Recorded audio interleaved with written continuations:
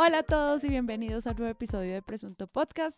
Yo soy Sara Trejos y hoy vamos a hablar de los Juegos Olímpicos y periodismo deportivo. Y con ustedes nuestro periodista invitado, Santiago Rivas. Muy bien, muchas gracias. Periodista invitado. Buenas noches, muchas gracias, Sara Trejos, muchas gracias. Y además traemos una invitada muy especial, estoy muy contenta de que haya aceptado venir.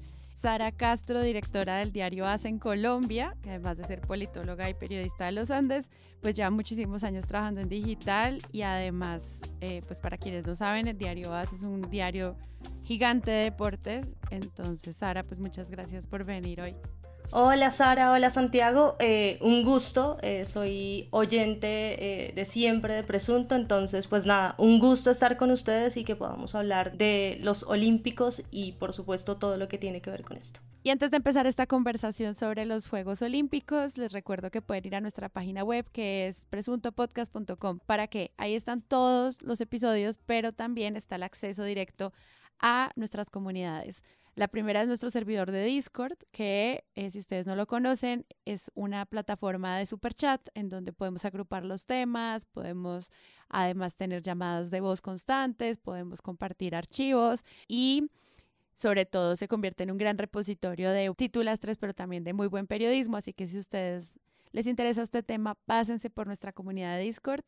Y también, si quieren apoyar este proyecto convirtiéndose en mecenas y financiándolo, vayan también a nuestro botón de Patreon para que puedan convertirse en donantes y también acceder a otros espacios privilegiados de conversación donde trabajamos directamente con todos nuestros mecenas. Y eso es todo. Comencemos. Sería muy bueno que este tuviera todos los clichés del periodismo deportivo, como que tuviera como una canción tipo Safri Duo para arrancar, como Presunto Deportes, turum, tuca, tutum, tuca, turum, tuca, y que cada uno de nosotros... Batucada. Exacto. Obvio, sí, o sea, deportes sin batucada no son deportes, no muy bien, Santiago. Y lo otro sería que cada uno de nosotros tuviera una canción de arranque, como bueno, y se encuentra con nosotros Sara Castro. Taran, taran, ta, ta, tan.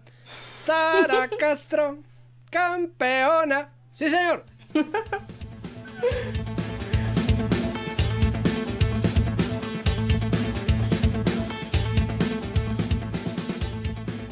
Pasaron 5 años después de los Juegos Olímpicos de Río. Este es un evento que ya no se iba a aplazar más.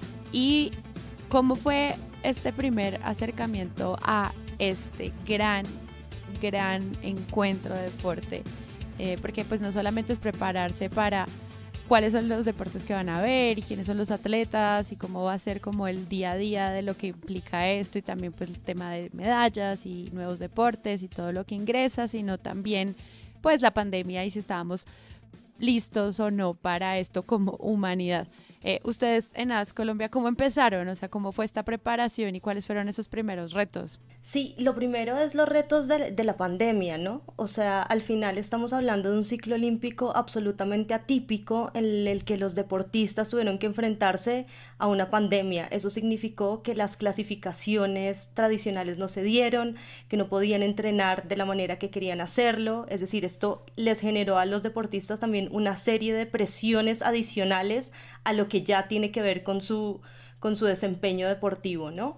Y creo que la historia empieza ahí, en el momento en el que el COI empieza a tomar la decisión de si se van a hacer los Juegos en 2020 o no, o cómo vamos a afrontar esto, ¿no? Hay deportistas a los que les vino bien este aplazamiento porque tal vez estaban en medio de lesiones y les dio tiempo de prepararse. Entonces las historias comienzan con eso, ¿no? Con cómo nos adaptábamos a un deporte que está de alguna forma determinado por lo que decían los gobiernos sobre la pandemia, al tiempo que en Japón se dieron discusiones absolutamente serias porque el control de la pandemia estaba siendo un problema incluso meses antes de que iniciaran los Juegos este año. Entonces todo empieza por ahí, todos intentando entender cómo la pandemia afectaba a los deportistas, cómo nos afectaba en el cubrimiento y por supuesto unos Juegos que además tuvieron muchos menos periodistas que lo normal, los voluntarios también cambiaron, es decir, muchas de las personas que estaban involucradas empezaron a ver afectado pues toda esta planificación que siempre está muy acorde con los tiempos. Entonces todo empieza intentando descifrar algo que para todos era como absolutamente desconocido, como fue la pandemia. La pregunta punzante de Sara Trejos. Bueno, mi pregunta es como, ¿usted qué opina?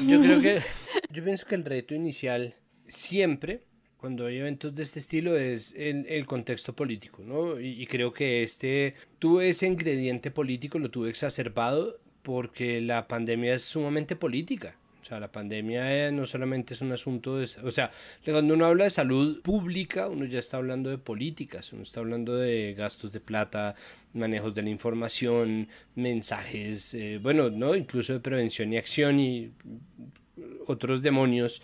Entonces el reto que planteaban los Olímpicos de Tokio 2020 era tener muy en cuenta el contexto, ¿no? Nosotros tendemos a obviarlo mucho, o nosotros sí tendemos a llevarlo hasta cuando empieza, cuando se pita el comienzo del primer partido de un mundial de fútbol, apenas aparece el primer bailarín en Trusa en la inauguración de los Olímpicos, a nosotros se nos olvidó por completo que eso es una movida política y un negocio del Comité Olímpico Internacional, y en este caso era mucho más difícil olvidarlo simplemente porque Tokio no iba a ganar nada de lo que debería haber ganado una ciudad, entre comillas, que sacrifica mucho de su economía para activar otra parte de su economía, a ver quién gana. A ver quién gana, y esto es una discusión que se lleva dando desde hace tiempos, pero que habíamos tenido la oportunidad en medio del glamour, el flash, la épica, las historias, de dejarlos pasar. Pero además de eso, cada país viene, como bien lo decía Sara, con su carga. Colombia venía con una carga muy fuerte y eso se hizo perfectamente evidente durante los Olímpicos de Tokio, en la previa y posteriormente, porque el descontento social y el descontento con el gobierno también pasa por el gobierno, que tuvo a bien hacer un ministerio del deporte, ¿no? Y que no le ha cumplido en gran medida a los deportistas, pese a que es una buena idea, pese a que Lucena tiene fama de ser buen tipo, no tengo pruebas, tampoco tengo dudas hasta que no se demuestre lo contrario, simplemente existe como todo un sistema en donde se lleva, y esto en Colombia es, por alguna razón, siento que es muy importante, es decir, y es muy importante porque es muy escaso. En Estados Unidos tienen un montón de atletas y tienen unas discusiones completamente distintas. Ellos nunca ponen en duda que la delegación olímpica va, ¿no? Ellos no dicen, para ellos no es como, ¿será que esta vez vamos a tener una convocatoria de 140 deportistas o una de 72? Es como no, para nosotros siempre son 500 y contando, ¿no? Entonces el siguiente, si esta olimpiada fueron 360, la siguiente olimpiada son 380 y la siguiente olimpiada son 420 y así, como eso va a crecer. No hay crisis que disminuya el capital olímpico de los países grandes. Y países grandes me refiero a hegemónicos, países poderosos, porque Gran Bretaña es diminuto, pero tuvo unos super olímpicos y tuvo una gran delegación, y además va como Gran Bretaña, o sea, van Gales, Irlanda del Norte, Escocia e Inglaterra. En cambio, Colombia y otros países más pequeños que tienen aspiraciones y que tienen además una cantera de talento fuerte, tienen una relación con la política que está contando desde el primer minuto, ¿no? ¿Quién va? ¿Cuántos va? ¿Por qué van menos? ¿Por qué si estábamos, no, progresando de repente ya no estamos progresando? ¿Qué fue lo que pasó? Y ahí obviamente todas las cosas que pasan en el país empiezan a jugarle la mala pasada al gobierno y a los deportistas y a todo.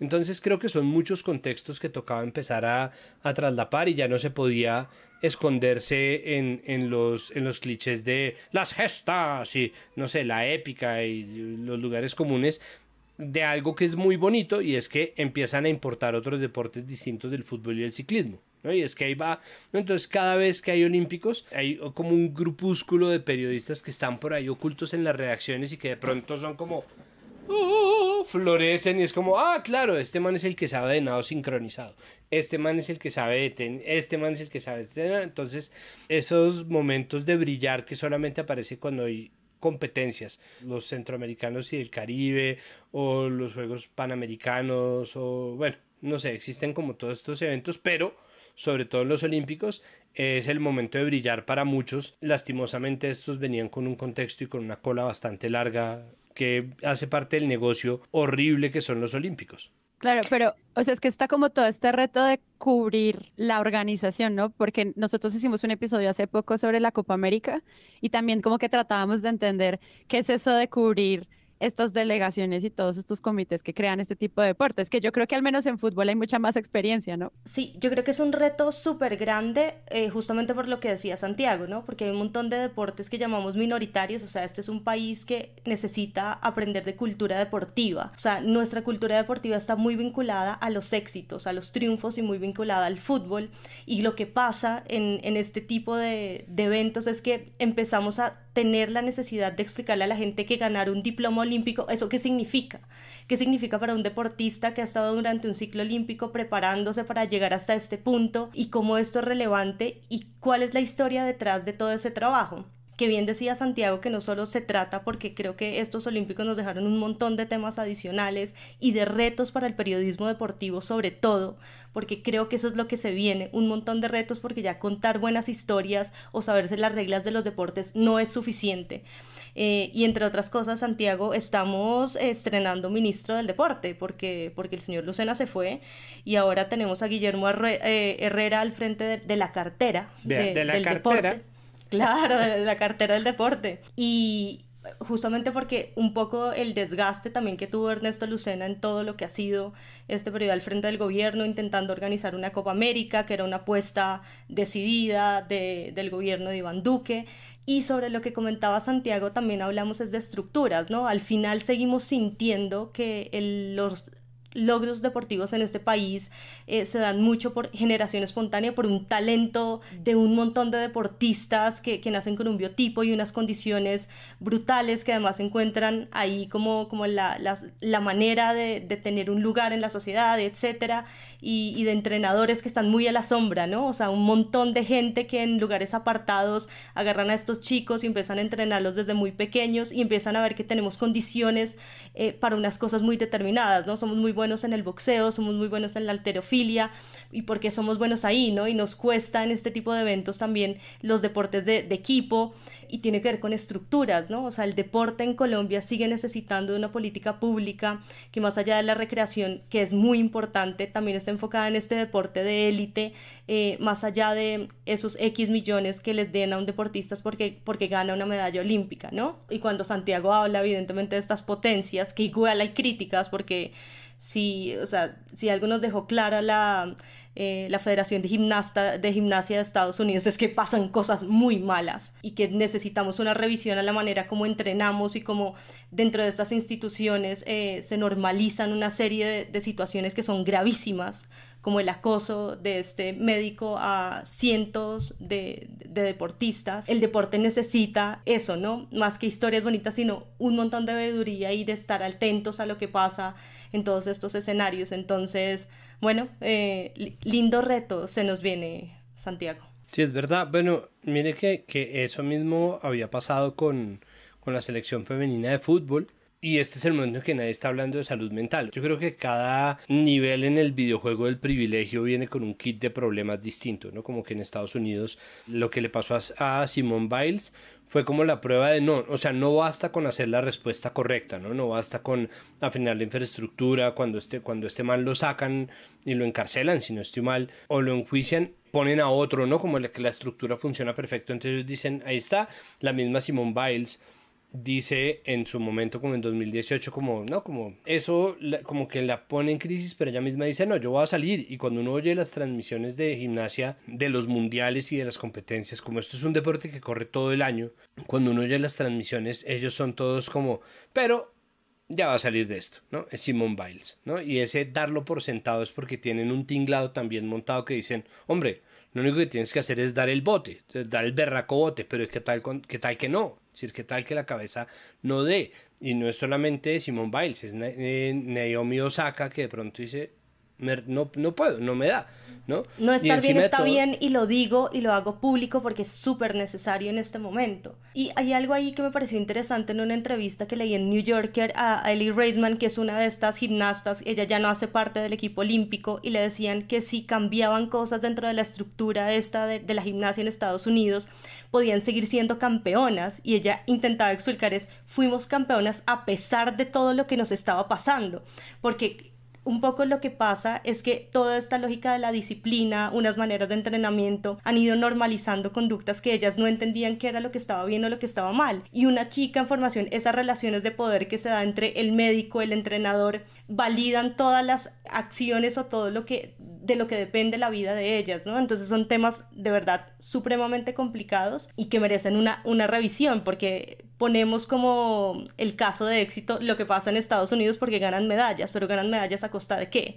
Bueno, este es un caso específico en el que no queda muy claro que la situación o que las condiciones sean las apropiadas. Ahí me parece muy interesante, que es algo que quisiera que tocáramos a mayor profundidad, como estos nuevos temas que atravesaron también la agenda de los medios durante el 2020, como el cuidado de la salud mental de las personas, como la forma en la que trabajamos la equidad y todas las formas en las que cubrimos el periodismo con enfoque de género, empiezan a atravesar también los olímpicos. Sí, yo creo que al final estos juegos son la respuesta a lo que pasa socialmente, o sea, al momento histórico por el que atravesamos. Entonces es imposible venir de Black Lives Matter y que no pase nada en ese sentido en los Juegos Olímpicos.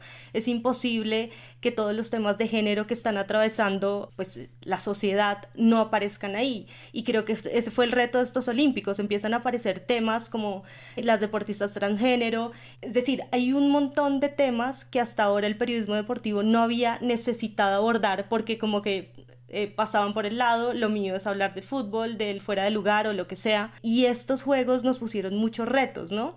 Y sobre todo en esa nueva concepción de la ética del periodismo que tiene que tener en cuenta todos estos temas, o sea, no solo sé de mi tema, sino que esto es transversal, como decía Sara, a lo que está pasando.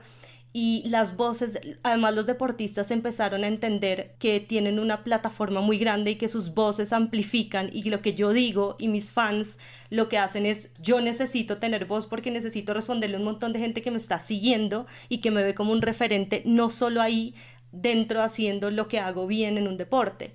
Y creo que eso es muy importante, también esa conciencia social, política y demás que existe en los deportistas y que empieza a movilizarnos a todos.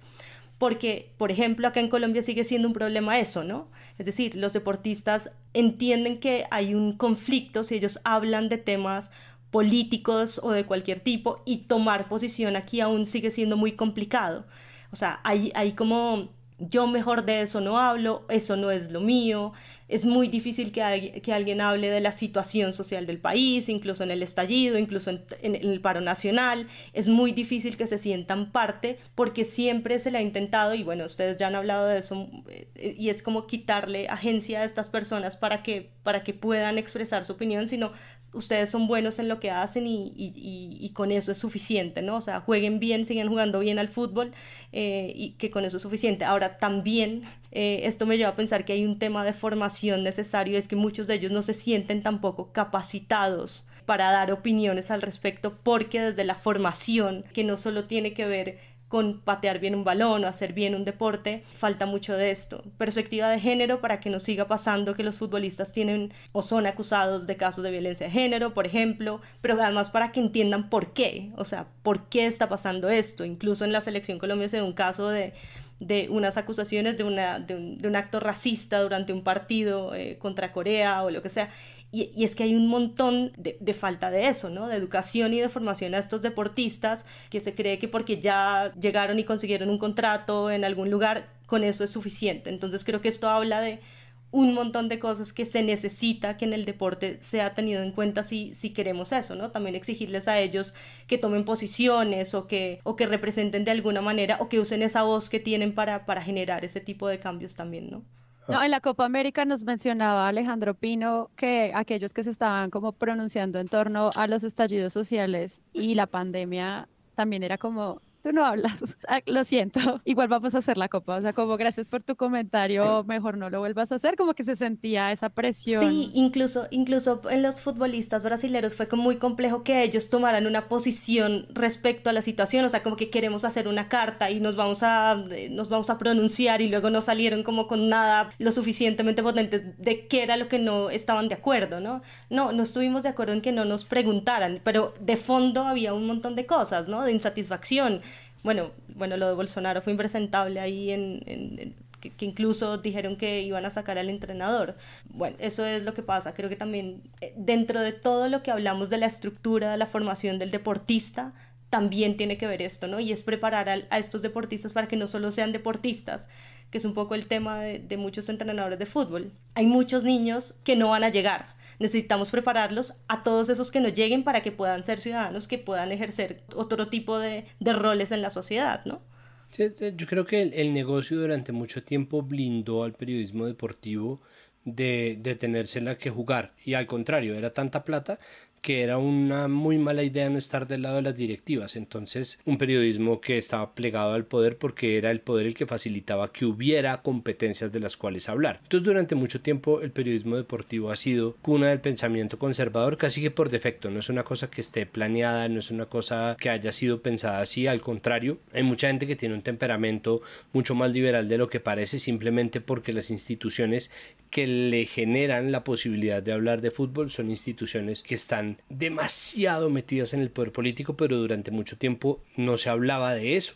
Y con el Comité Olímpico Internacional es exactamente lo mismo. Y hay un asunto incluso que es como histórico, gigantesco, de lo cual es muy difícil hablar, y de eso habla es Harari. Y es, los Juegos Olímpicos son un triunfo de la civilización porque hace 1000 años la sola épica, o el solo activo principal, que es esta épica hermosa de la superación y el triunfo, la derrota, el compañerismo, los valores que están ahí metidos como dentro del discurso inicial, hace que se pueda instalar todavía el negocio que es. Y de nuevo, todo el asunto está, y los vicios del periodismo deportivo vienen también por un negocio, como los de todo el periodismo. Lo que pasa es que creo que le ha llegado mucho más tarde esta nueva forma de entender la opinión, o esta nueva forma de darle poder a la opinión de las personas. Habría sido muy difícil hace 6 años, en 2015, oír hablar a Peláez y Mejía en El Pulso del Fútbol de la cancelación, ¿no? Como a ellos eso qué o qué, ¿no? Les pareció una absoluta pendejada. De hecho, incluso, o sea, mucho después, unos 3 años después,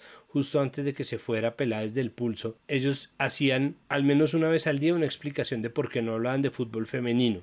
No, estaban absolutamente sentados en un privilegio, y seguía siendo el mejor programa de radio deportiva del país, y seguía siendo el más escuchado, y seguía siendo, ¿no?, el que sentaba cátedra sobre cómo se hacía. Era una conversación muy sencilla, muy bien hecha, pero ellos tenían la cachaza, o sea, tenían de verdad el descaro de sentarse y decir por qué era que no iban a hablar de fútbol femenino, y era que eso, no, entonces iba variando, ¿no? Al principio era como, ¿por qué eso no? Porque eso quién lo ve. Después era, porque es que no sabemos. Después era como, porque es que nosotros ya llevamos tanto tiempo hablando de fútbol masculino, ¿para qué nos metemos en estas cosas? Entonces ese discurso cambiante simplemente era reflejo de un negocio gigantesco, pero ahora el negocio también tiene que tener en cuenta a un público que está cada vez más comprometido. Sin ir más lejos, en los Olímpicos echaron al director de la coreografía de la inauguración porque hizo unos tweets como en 2011, unos tweets homofóbicos o algo así. Después sacaron al director de todos los Olímpicos, corríjanme por favor las precisiones, pero sacaron a una persona porque confesó haber matoneado niños en el colegio, que a mí me parece un poco una exageración, porque es como, bueno, o sea, si aprendiste tu lección y ya no estás matoneando a nadie, o sea, si el man está alardeando de haberlo hecho, está matoneando a alguien en este momento, si gracias a eso es mal jefe, bueno, revisémoslo.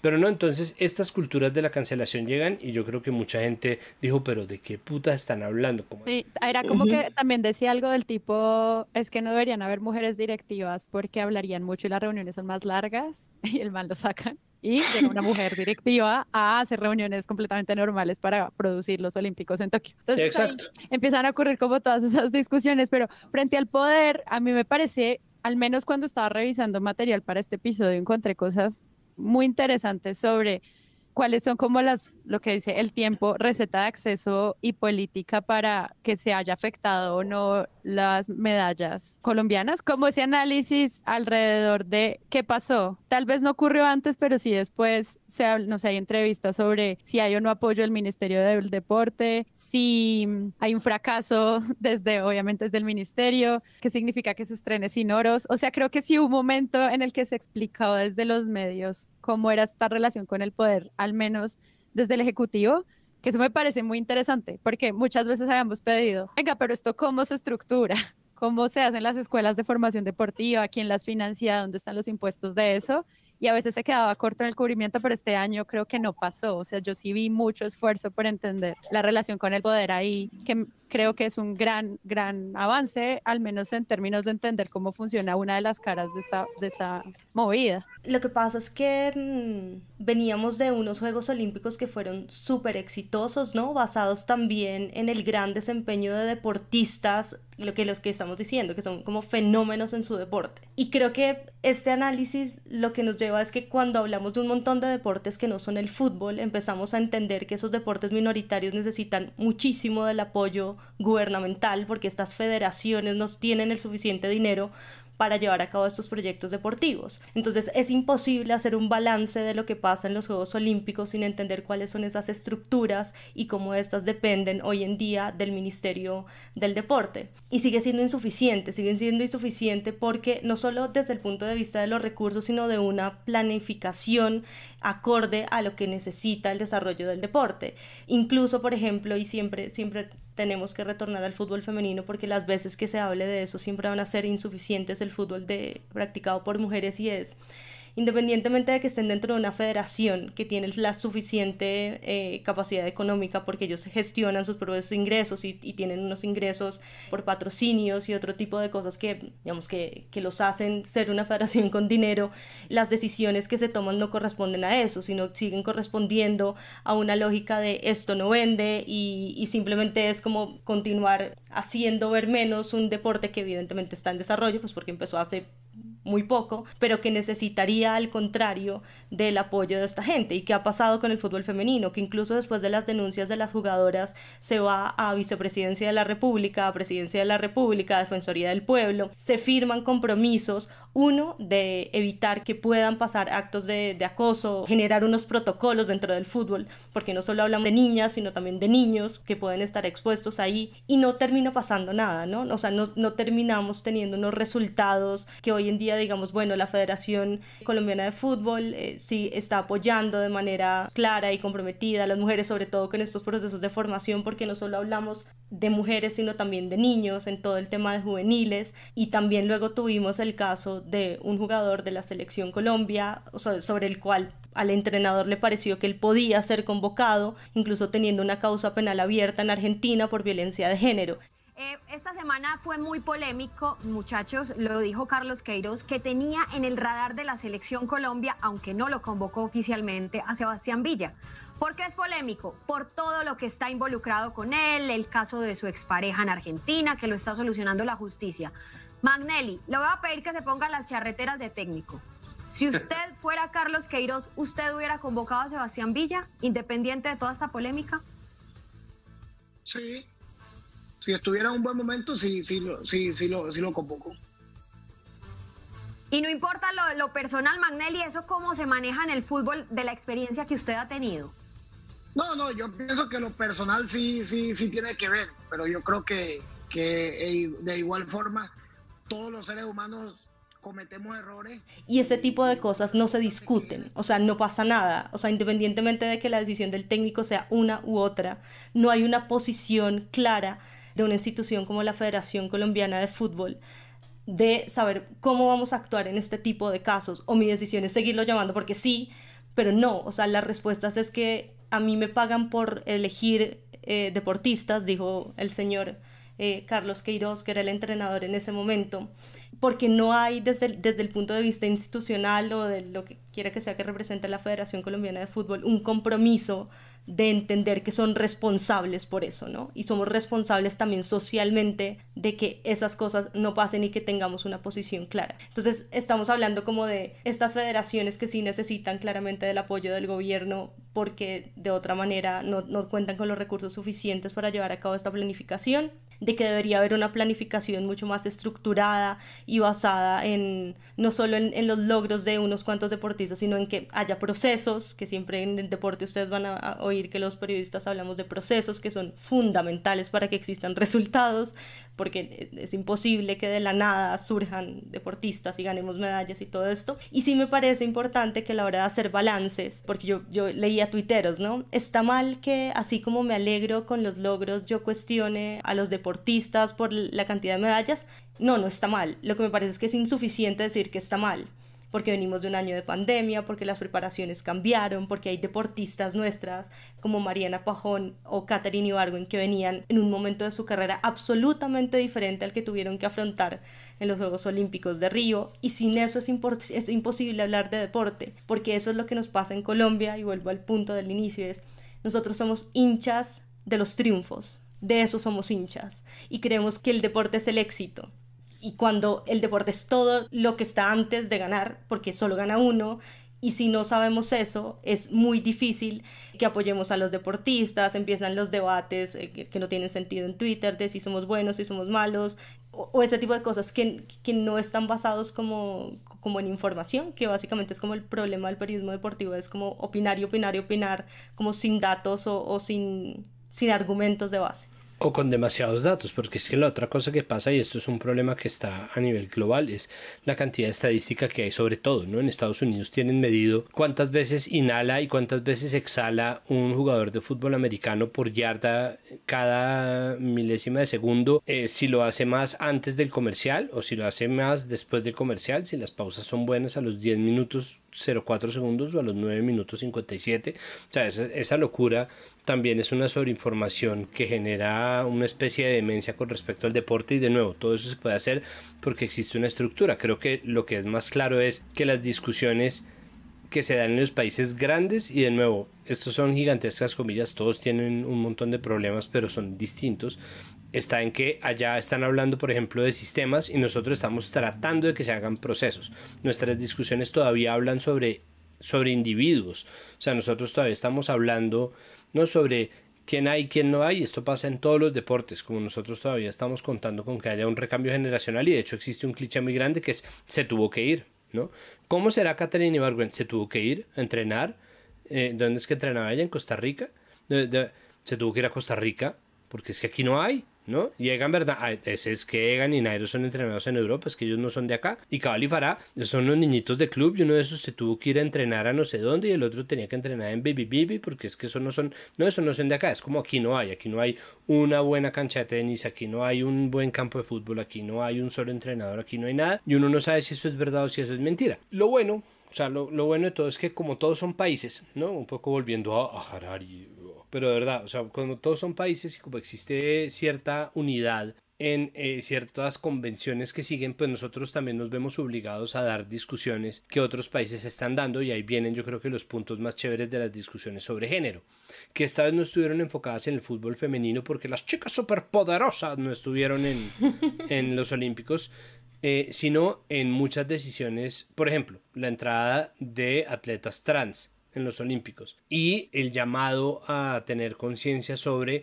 la hipersexualización de las atletas mujeres y de las gimnastas mujeres. Por ejemplo, yo veo este titular del tiempo de transmisión de Juegos Olímpicos: eliminará imágenes sexualizadas de atletas, y recuerdo una discusión que tuvimos en el Mundial de Rusia 2018. Yo en ese momento estaba trabajando en el alargue y hubo una decisión de la FIFA que fue prohibir las tomas de los camarógrafos a mujeres entre el público, ¿no? Y eso es una cosa, eso es un clásico del fútbol. O sea, todo el mundo sentía que le han quitado una parte de su existencia, porque las tomas de mujeres bonitas en el fútbol son una cosa, ¿no? Se consideraban una piedra angular de las transmisiones, entonces estaban en intermedio. Pero ¿cómo vamos a ver fútbol sin eso, Santiago? Exacto, y además se entendía no como de es que se está sexualizando a gente o qué mamera, ¿no? Como ser una mujer y que de repente tiene la cámara, ¿no? O después ver la transmisión y ver el culo no, es decir, es muy distinto, pero como era una narrativa manejada por hombres, eso siempre había sido, ¿no? Como, el camarógrafo es pícaro, no le gustan los manes, el man no graba manes guapos, solamente viejas bonitas, ¿no? Entonces, los Olímpicos están en eso con las mismas atletas. Pero eso es por parte de las organizaciones, Santi, porque obviamente uno vio titulares del tipo: las atletas más atractivas, o sea, era como que ya esperábamos que eso pasara, y alguien dijo, ¿pero a quién le importa? O la bella deportista que cautiva en redes y que estará en Tokio, o pues también, no sé, el cubrimiento de nuestra deportista en tiro al arco. Eso pasó, pero también pasó todas las conversaciones sobre el machismo como gran representante de los juegos, que estaba pasando, por ejemplo, con la truza de, no sé, Christopher Benítez, que tenía esta truza tan bella para hacer gimnasia, también las gimnastas Alemanas. Las alemanas las que gimnastas hicieron. alemanas que tenían como el traje completo. Ujú. Sí, también eso fue una conversación. Entonces, a mí me gustó cuando vi al comienzo de los Olímpicos lo que ya esperaba, como, ay, las caras más lindas, que bueno, háganlo, hagan la nota. Pero luego, cuando empezaron a ocurrir todos los eventos, yo no sé cómo lo viste tú en tu redacción, Sara, pero estos temas eran como que surgían, o sea, cómo lo cubrimos y eso, cómo lo vieron ustedes. A ver, lo primero es que yo creo que esas notas de las deportistas más bellas y, o sea, eso ya a mí me suena muy 1999, o sea, en realidad es que ya, para mí ya no pasa, eso estuvo bien en otro momento. Y creo que tiene que ver con lo que decía Santiago como del compromiso de las audiencias, es que las audiencias hoy en día también son audiencias que entienden que están pasando muchas cosas. Y también los atletas creo que tienen posiciones diferentes y la manera como se muestran y saben que ese momento que tienen la cámara, más allá de que la ley 50 no los deje tener representaciones políticas o demostraciones políticas en teoría durante las premiaciones o lo que sea, pero ellos saben lo que representan y creo que yo vuelvo al punto, es que estamos en un momento histórico y muy importante en muchos aspectos. Entonces sí, a mí me parece que al final pasan estas cosas porque pues sigue habiendo errores en las redacciones y se siguen confundiendo las cosas, ¿no? Del click y la persona que dice esto de la tenista era la exnovia de un presentador español, o sea, es una locura hoy en día que eso siga pasando, pero inmediatamente están las audiencias diciéndole esto no está bien, venga, le corrijo este titular, y entonces o a las buenas o a las malas las transformaciones se están dando en las redacciones, y a las buenas o a las malas los periodistas que antes no sabían por qué no podían hablar de fútbol de mujeres o no entendían,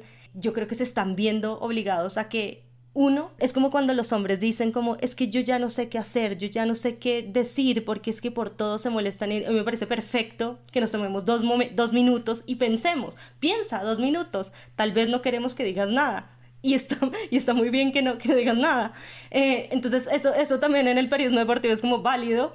Se me ocurrió una super idea, tal vez no es tan buena idea, ¿no? Y tenemos audiencias que sí están diciendo, quiero verme representado, ¿sí? Yo quiero verme ahí. Necesitamos diversidad también en las redacciones, necesitamos mujeres no porque sean la cuota de una mesa, sino porque quiero ver mujeres, porque saben de esto y porque necesitamos eso, ver diversidad ahí también desde las redacciones y en lo que vemos. Y creo que esos personajes empiezan a surgir y los temas, y ahora hablaremos de los deportistas, las deportistas trans, porque ese también es un tema, digamos, en lo deportivo que requiere un debate más a profundidad, incluso con las otras deportistas. Creo que se necesita lo mismo, educación y que empecemos a discutir esto porque es un tema de derechos, pero también de lo que tiene que ver, digamos, con la competencia deportiva en sí. Y creo que los temas empiezan a surgir y a mí me gusta mucho que las audiencias ya empiezan a hacer críticas. A veces, bueno, a veces es como un poco el problema de las redes sociales, que es como el boom de 2 segundos, pero en general nos quedan buenos mensajes. O sea, me parece que el mensaje de Simone Biles es súper importante, el mensaje de Naomi Osaka es súper importante, y el de las gimnastas, porque vuelvo a Ali Raisman y ella decía, al final a mí me parece que las mujeres deberían elegir lo que quieren ponerse, y si las gimnastas alemanas no se sienten cómodas está perfecto, pero tampoco las mujeres tienen que vestirse de una forma para que las respeten, que también ese es otro punto muy importante, ¿no?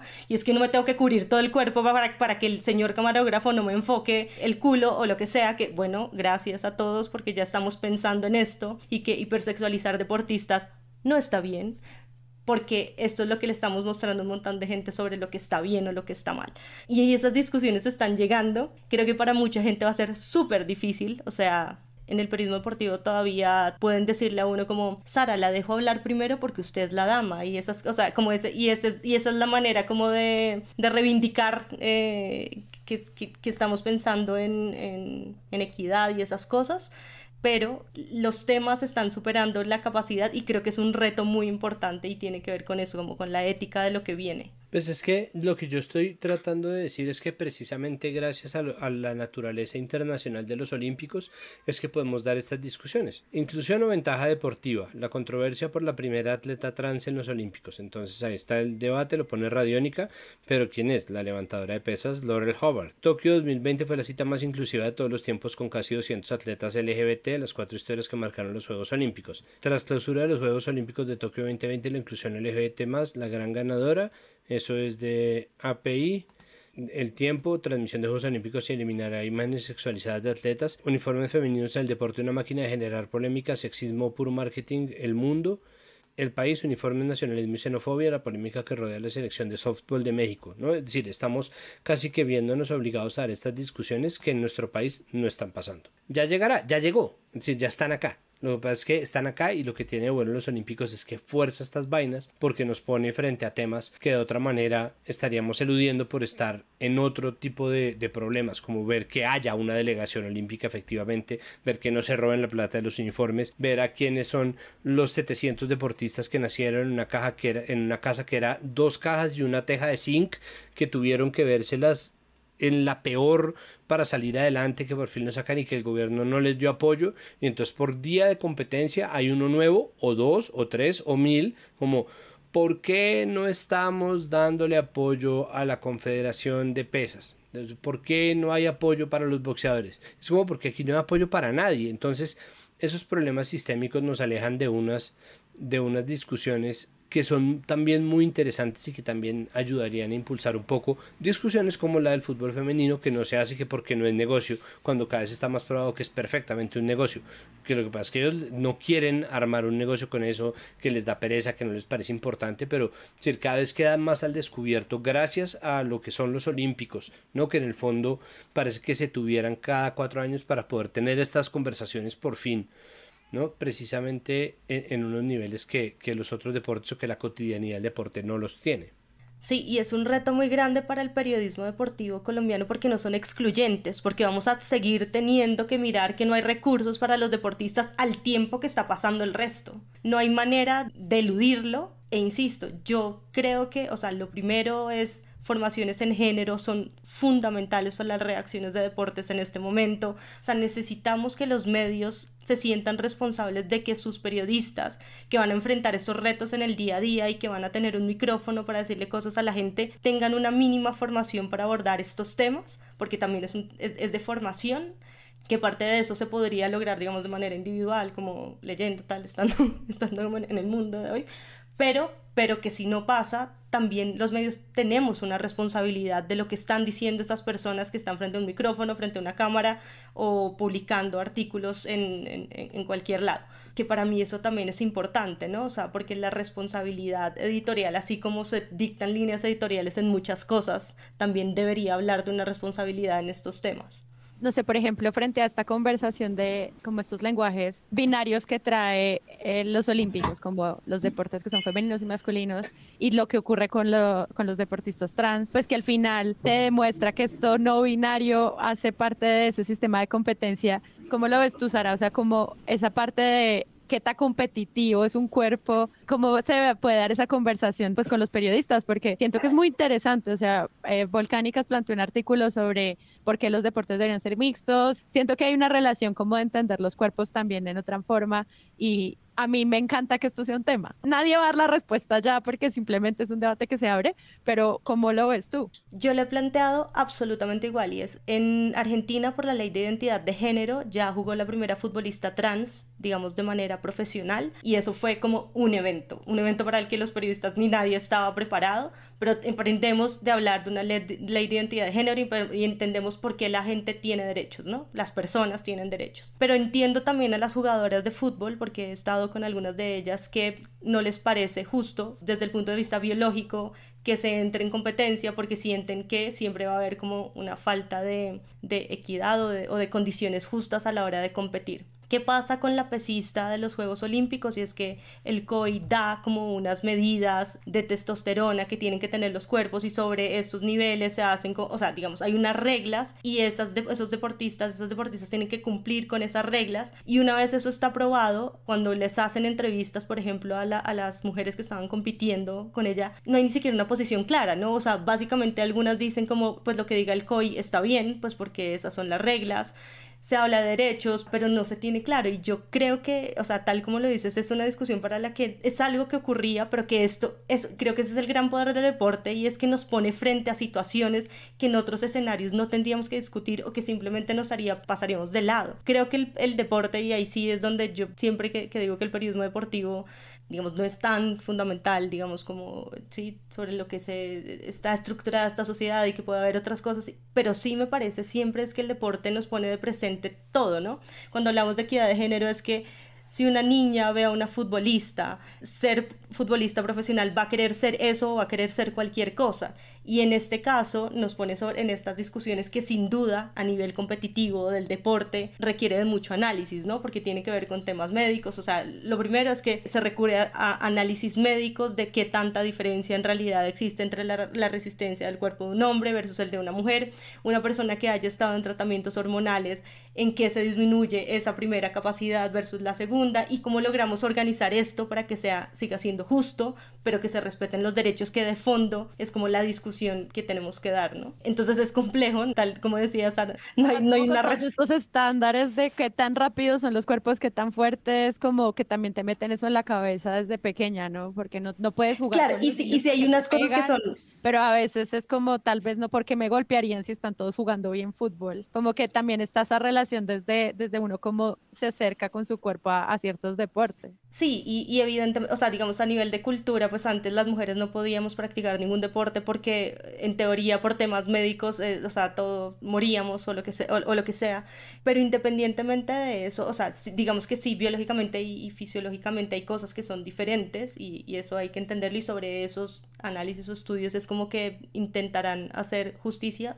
Insisto que para mí el tema es de derechos también. Y con esto que mencionabas del fútbol mixto, lo que sí se ha comprobado, y además es una tutela muy importante en Colombia de una niña que no la habían dejado jugar en el pony fútbol, si no estoy mal, y es una tutela muy importante porque además lo que se comprueba con los estudios que ha hecho FIFA y toda la gente, y es que los niños y las niñas ojalá aprendan, digamos, en esas etapas de formación, siendo muy pequeños, que compitan en estos equipos mixtos, porque tanto los niños como las niñas aprenden condiciones o características o ganan de ese proceso de cosas que no hacen naturalmente, sino que lo aprenden. Entonces en los niños y en las niñas sí tiene mucho sentido que exista esta formación mixta en temas de valores, además, o sea, en muchos aspectos, como que los hace ser mejores tanto a ellos como a ellas si juegan juntos. Que yo creo que la respuesta está en gran parte en el deporte, ¿no? O sea, yo siento que hay una parte que no nos corresponde a los periodistas, ¿no? Hay una parte de eso, y creo que ahí es donde es importante que los periodistas se pronuncien en favor de los derechos, ¿no? Que es bien lo que está diciendo Sara, es como... Es importante entender que la responsabilidad del Comité Olímpico Internacional no es evaluar si se hace, sino evaluar cómo se va a hacer. Es decir, una mujer trans es una mujer. Si decide competir, hay que revisar cómo hacerlo, pero de nuevo, el punto es cómo se va a hacer. ¿Cómo se va a hacer para que una mujer trans compita en gimnasia olímpica? ¿Cómo se va a hacer para que una mujer trans compita? Partiendo además de un punto, y es que la población trans es un porcentaje diminuto de la población real. Entonces todas las otras teorías que son políticas, que sustentan el discurso de odio contra la población trans, como que no, es que si es así, entonces ahora todos los hombres se van a meter a competir en las competencias de mujeres. Es como, eso no es así, eso no funciona así. O sea, imagínense eso como yo a mis 39 años, barrigón, lento.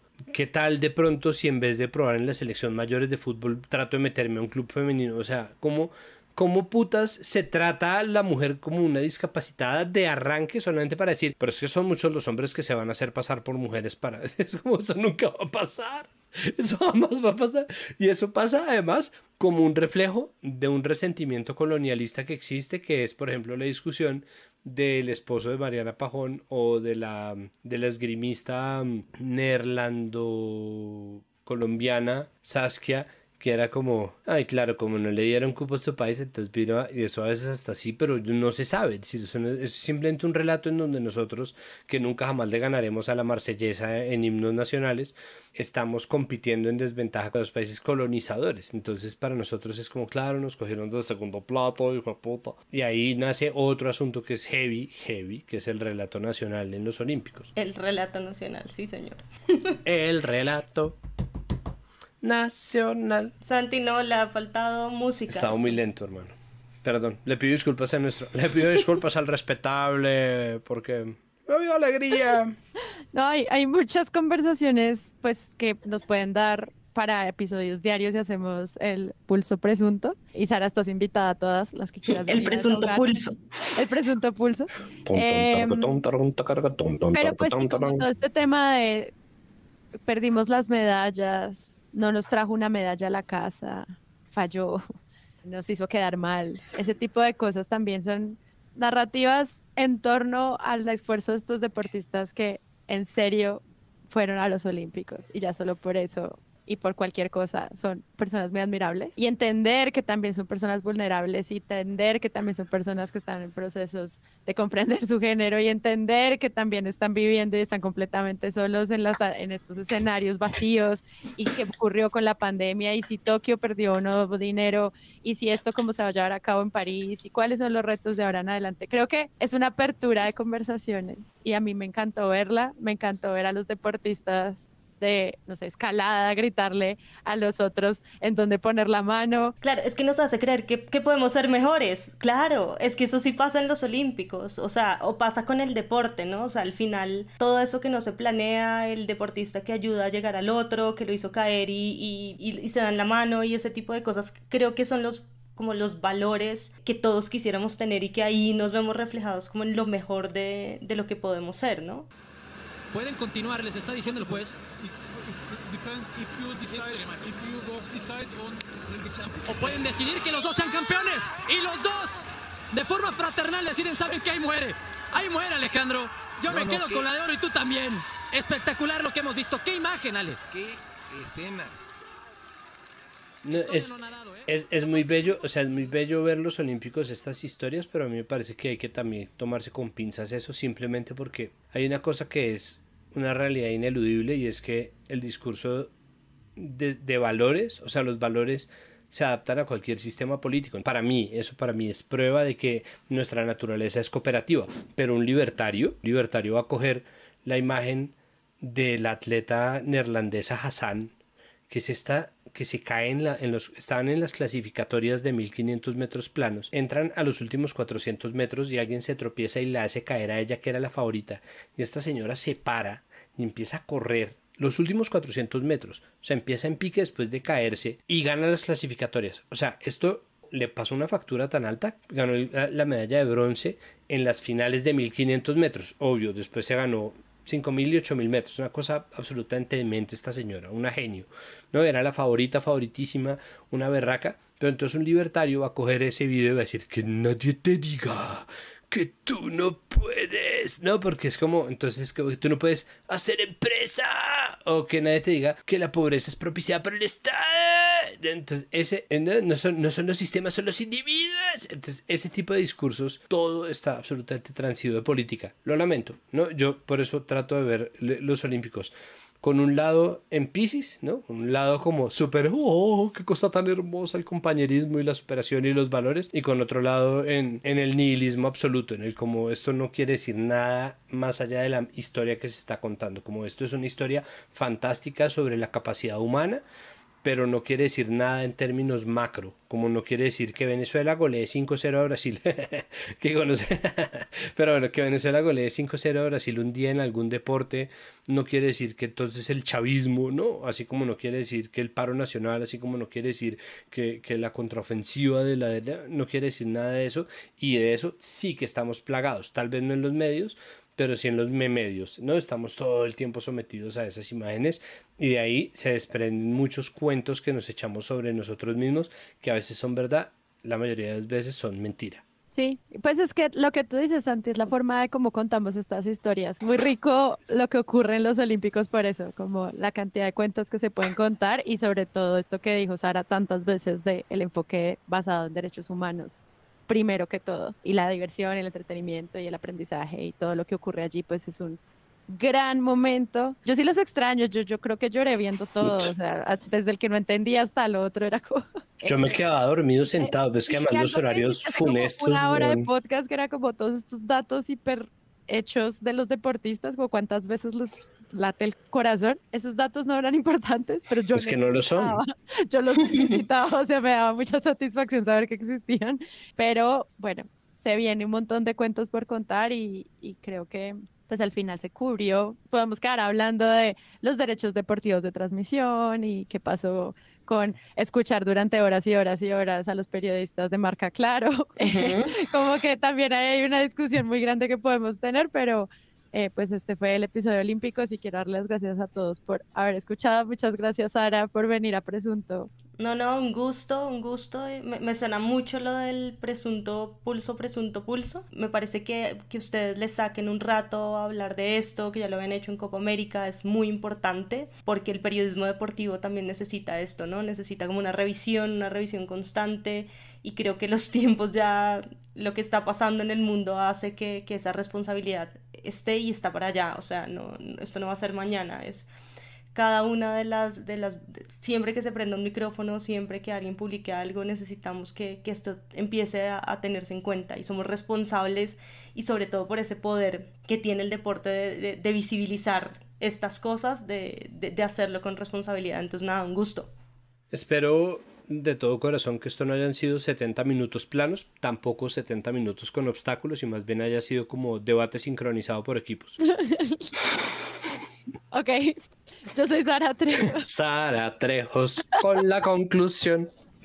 El pugilista colombiano Juvenal Martínez se presentó en la junta épica de la noche de Tokio de las 2 de la tarde. Se presentó contra el japonés Osaka, al cual le sacó una ventaja de 7 puntos, pero los jueces no vieron.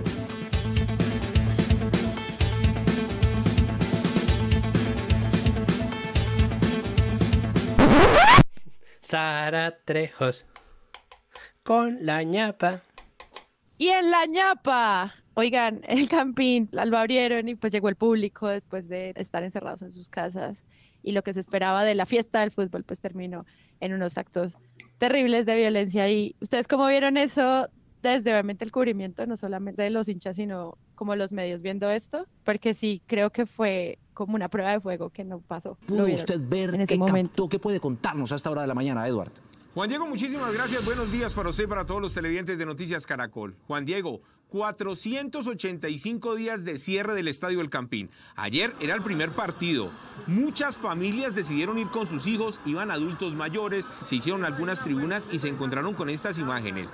0-0 el partido en el primer tiempo, y algunos aficionados que estaban en Oriental saltaron al ala norte, donde estaban las familias, comenzaron las disputas, las peleas, y algunos comenzaron a correr a la grada, precisamente a la grama, a enfrentarse con los hinchas del Nacional.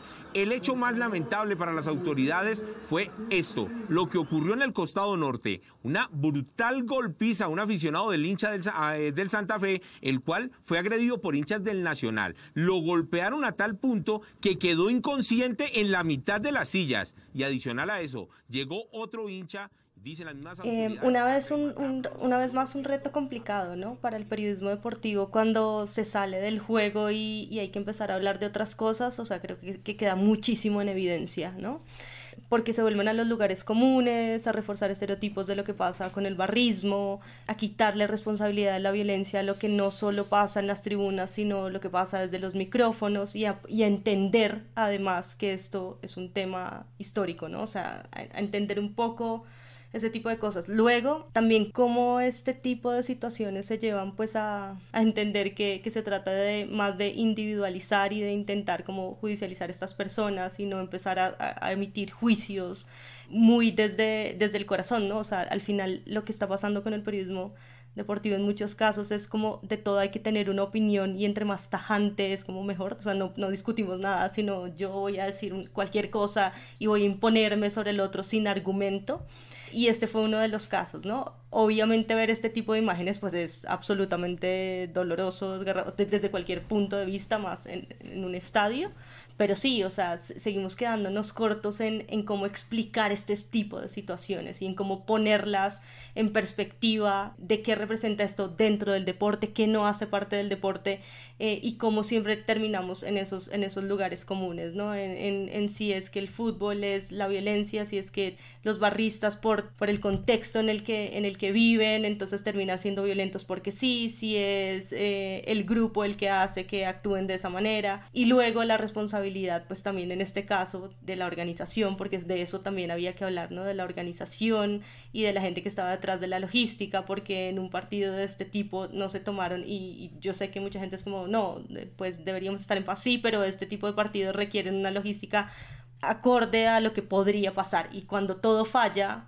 la responsabilidad tiene que recaer como en todos los que están ahí. Bueno, y esto da de verdad como para un capítulo, porque el tema de la violencia en el fútbol pues siempre nos ha generado muchas preguntas, ¿no? O sea, no hemos logrado llegar a conclusiones definitivas, y sigue siendo una problemática pues fundamental si queremos, además, ¿no? En un fútbol en crisis, de lo que ustedes ya han hablado, en un fútbol que está siendo muy cuestionado, ¿no? El fútbol profesional colombiano, que tiene un montón de problemas alrededor de él, entonces, bueno, difícil.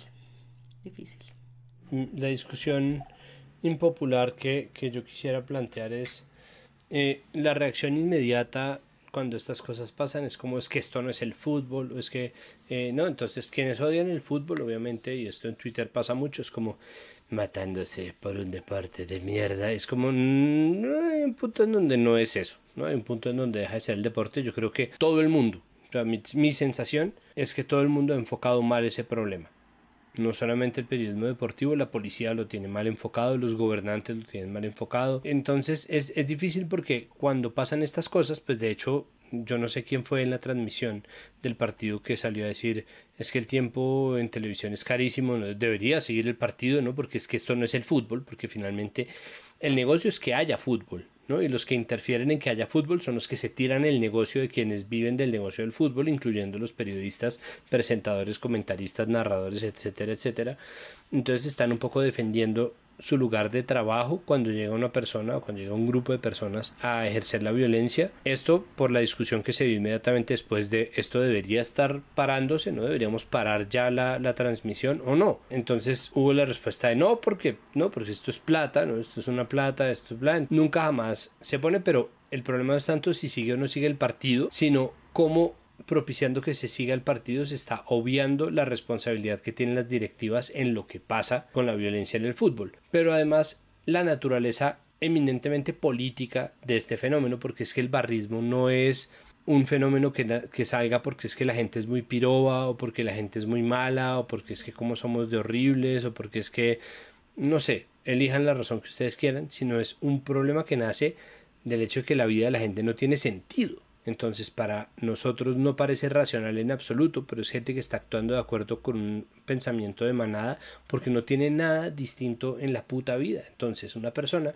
cuya vida no tiene sentido o no tiene un propósito o no tiene mucho más que ofrecer, y eso lo vemos con los fanatismos políticos y eso lo vemos con los fanatismos religiosos, gente que le entrega toda su vida a algo tan abstracto, ¿no? Y tan efímero como un equipo de fútbol que declara que es lo mejor y que todo lo que sea distinto a eso es absolutamente deleznable y detestable, pues hace alguien que está actuando como respuesta al sinsentido absoluto de las cosas. Y es, ¿por qué nadie entiende esto como un problema político?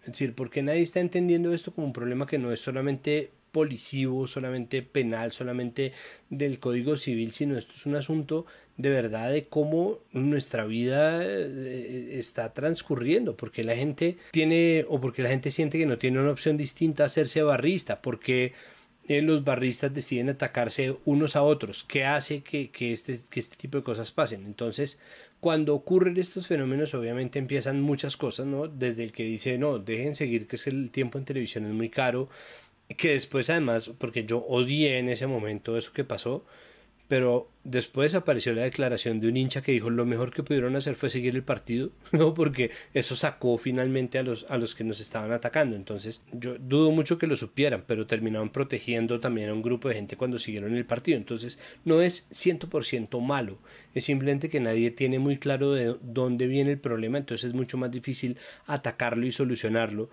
e incluso las soluciones interesantes que se han hecho, como el barrismo con sentido social, las fundaciones, terminan siendo muy poco con respecto al tamaño del fenómeno. Entonces a la hora de contarlo es muy difícil porque la mayoría de la gente sale a decir es que esto no es el fútbol, pero a mí me parece que esa declaración se hace en defensa de un negocio, porque de pronto sí es el fútbol. O sea, o mejor dicho, y si eso sí es el fútbol, ¿por qué no estamos contando otra historia o todas las historias de lo que el fútbol genera? Porque finalmente está ligado al fútbol, está ligado a las camisetas del fútbol, a los orígenes del fútbol, a los gustos del fútbol, al mapa socioeconómico de quienes ven fútbol, a la vida en las ciudades, a la realidad económica de los países. Eso no es en vano, eso no está desconectado, no nace en el vacío. Entonces creo que el primer error es que no existe una lectura profunda de ese problema como un fenómeno gigantesco y sobre todo como un fenómeno político, y lo demás es lavarle la cara a los directivos, honestamente me parece a mí. Sí, al final creo que había mucho de Claudia López no acepta su responsabilidad de lo que pasó en el Campín. Sí, y en el fútbol, que me parece ahí es que está muy vinculado con eso de las responsabilidades, que en 1998 se cae la baranda del Campín y hay un montón de heridos, y en ese momento, al día siguiente, el presidente de la DIMAYOR declara que en realidad no se sabía qué pasaba, o sea, parecía tomadas las declaraciones de lo que pasó hace unos días aquí en Bogotá, y es que nunca nadie se responsabiliza y nunca nadie, o sea, pareciera que estas situaciones son ajenas a lo que está pasando. Los hinchas sí hacen parte como fundamental del fútbol pero luego es como si los clubes y el fútbol se sintiera, o sea, ya no somos nada, o sea, ustedes y yo no tenemos ninguna relación cuando las cosas no salen bien, y me parecía muy impresionante leer las declaraciones de ese día y leer estas declaraciones más de un montón de años después, 20 años después, y que las decisiones que se tomen nunca, o sea, los jueces nunca saben cuál es la decisión que hay que tomar, el juez del partido, o sea, se estaba cayendo gente hace 20 años y en este momento se veía que había un problema grave y nunca saben cuál es la decisión que hay que tomar, y el periodismo deportivo también, ¿no? Esto a mí me toca lo que pasa en la cancha, que es un poco la respuesta, por ejemplo, cuando durante el paro nacional hubo gases lacrimógenos que afectaron el desarrollo de unos partidos, y es como comentaristas diciendo, a mí me pagan por hablar de lo que pasa en la cancha. Siempre saca una frase de Menotti, y Casale también se lo he oído decir, que se volvió muy famosa, y yo ya en este punto, cuando todas las frases las dijeron Churchill y Paulo Coelho, yo no sé si eso de verdad es de Menotti, pero la frase es, una persona que solo sabe, un periodista que solo sabe de fútbol, ni de fútbol sabe.